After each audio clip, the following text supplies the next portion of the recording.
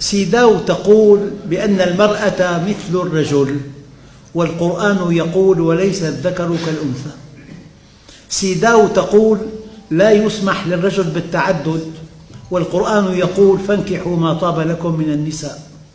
سيداو تقول الأولاد ينسبون إلى أمهاتهم، والقرآن يقول ادعوهم لآبائهم.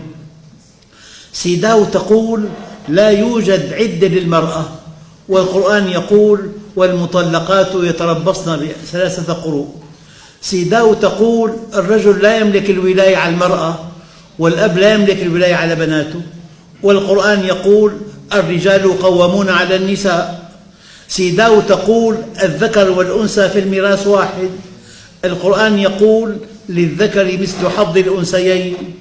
سيداو تقول الرجل يمكنه الزواج برجل مثله، برجل لواط، والمرأة بمثلها، والقرآن يقول أتأتون الذكران من العالمين. سيداو تعطي المرأة حق الإجهاض، والقرآن يقول ولا تقتلوا أولادكم.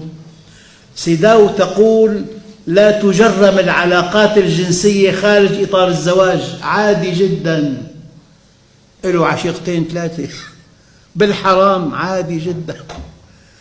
القرآن يقول ولا تقربوا الزنا إنه كان فاحشة وساء سبيلا.